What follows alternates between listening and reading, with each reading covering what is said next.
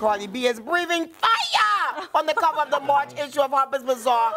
I love this, and I love this, you know why? Because remember, Shoegate happened at the Harper's Bazaar party where she, Look, and everyone said that top. she would not, exactly, everyone said she was done in fashion. Clearly not. Now, she's on this digital cover wearing Balenciaga and Bulgari, yes.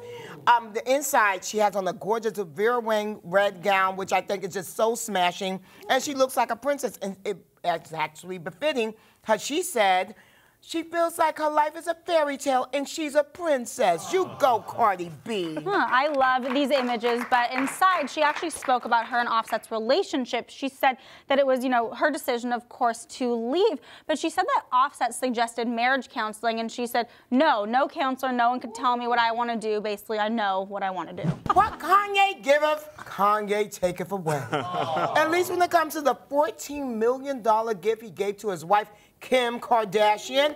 Carlos, what did old Yeezy do this time? Okay, so Kanye, we revealed this on page 6 that he purchased a $14 million condo for Kim over Christmas. Well, sources are telling us that he pulled out. Sources aren't telling us, he actually did. He pulled out of this $14 million deal. And so it's a luxe pad in Miami. It's in their so-called billionaire beach bunker.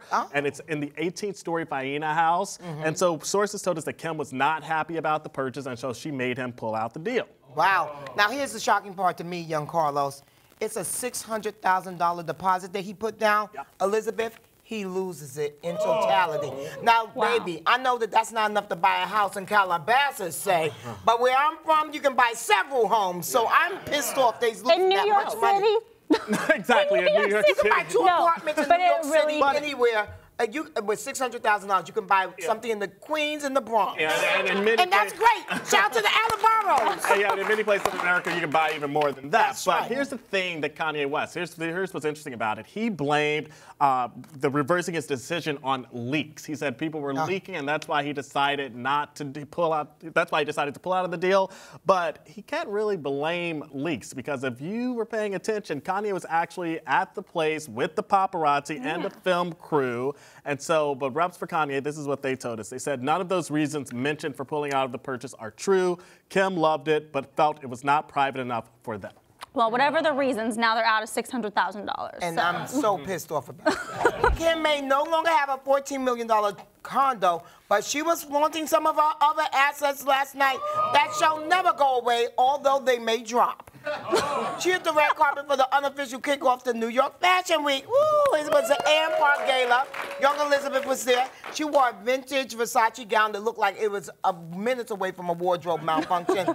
And Elizabeth, tell us about the extravaganza that was the amfAR Gala. All right, well, I will tell you, no wardrobe malfunction to my eyes, but you are right. It was a very revealing dress. But this was at Cipriani on Wall Street, which is a very formal event space. It's a black tie affair. The amfAR Gala, it's a great charity benefit. It raises money for research for AIDS and HIV, which is an amazing cause, yes.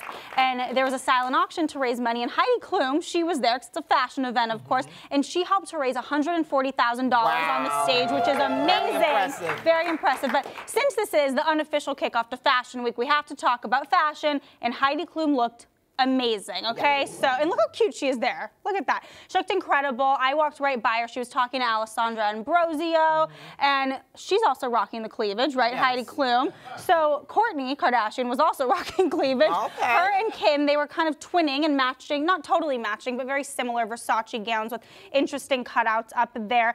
But Real Housewives of New York star Ramona Singer, she was also there, and she took to Instagram to say a lot of cleavage tonight. So it seems like the trend of the night was cleavage. We broke it here first. Jennifer Lawrence is engaged to Cooke Maroney. Cooke Maroney! So far, the only thing we know about this guy is that he has expensive taste in jewelry. Okay. That rock is massive. That's what my source told me. But who is this Cooke guy? Don't worry, we got you covered with the 6 list. Here are 6 things to know about Cooke Maroney. Number 1, art is his business. He studied art history at NYU. He is the director of New York's Gladstone 64 Gallery. Number 2, New England is his roots. He grew up on his parents' dairy farm in Vermont, and they run a bed and breakfast on their farm. Number 3, he's a social butterfly. Cooke has been spotted at many high-end art openings in the city and frequently hangs out in the Hamptons. Ooh. And number 4, he has Hilton connections, as in Paris Hilton. There's a good chance they know each other. They followed each other on social media. His Instagram is now private, but in 2013, he was photographed with Stavros Niarchos. That's Paris's infamous ex. Number 5, Jennifer's BFF set them up. Her bestie, Laura Simpson. She's the one who got them together. Okay. And number 6, he's not the jealous type. The couple was seen attending the premiere of The Favorite together, which stars Lawrence's ex, Nicholas Hoult. All right. And you know, another thing that we know about him is that he is the best name in history of celebrity couples. Bevy loves the name. Cooke Maroney. Welcome back to Page 6 TV. One of the biggest surprises of the Oscar nominations this year was that the legendary director Spike Lee received his very first nods for Best Director and Best Picture for his powerful movie BlacKkKlansman. Now, it seems impossible that it's the first time in Lee's incredible 30-year career that the Academy has singled him out for these honors, and that's why he's in our Star Spotlight this week. Do the Right Thing, Inside Man, Malcolm X, Four Little Girls. They're just a few of the many standout films Spike Lee has directed in over 3 decades behind the camera. From the beginning, he's tackled issues of race, urban crime, and poverty, sex and politics with an unflinching eye and provocative voice, telling us all to wake up in movie after movie. Wake up! Would there even be a woke generation without him?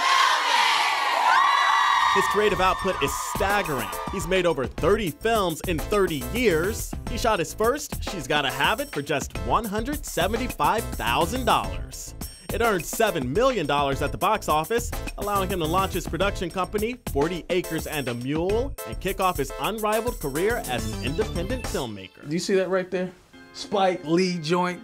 I mean, I'm in. Are you kidding? This is Spike. You know Spike Lee. You watch his movies? You familiar? That's John David Washington, the son of Lee's longtime collaborator and friend, Academy Award winner Denzel Washington. Spike cast him in the film critics and audiences feel is his finest and most important work in years, BlacKkKlansman.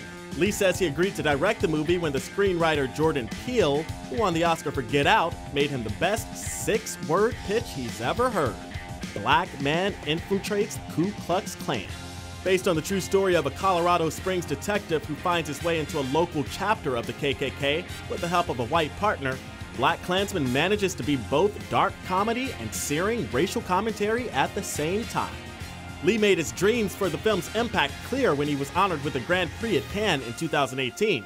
I hope that this film can get all of us out of our mental slumber and start to get back to the truth, goodness, love, and not hate.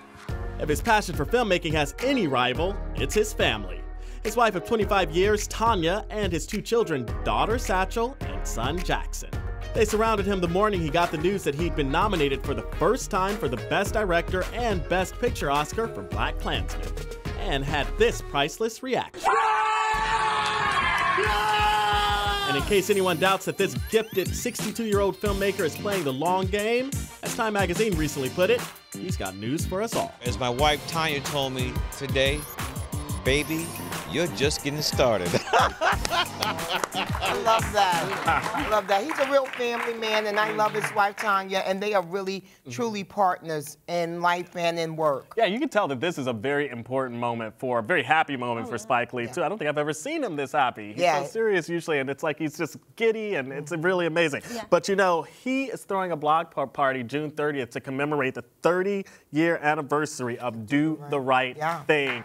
And it's going to be in the same vein as, his annual Michael Jackson and Prince parties, where he invites anybody who wants to come. It's free for the public, and so it's on the same block in Bed-Stuy where the movie was shot. Yeah, and speaking of BlacKkKlansman, Samuel L. Jackson and LaTanya Richardson just actually threw him a party this week in New York City to celebrate BlacKkKlansman and the Oscar nods. So. Yeah, he's been throwing a lot of parties for his nods. Vaucluse. Oh, Omar's at Vaucluse, yeah, but he's been throwing a lot of parties. He's very excited about it. Reason to celebrate. Yes.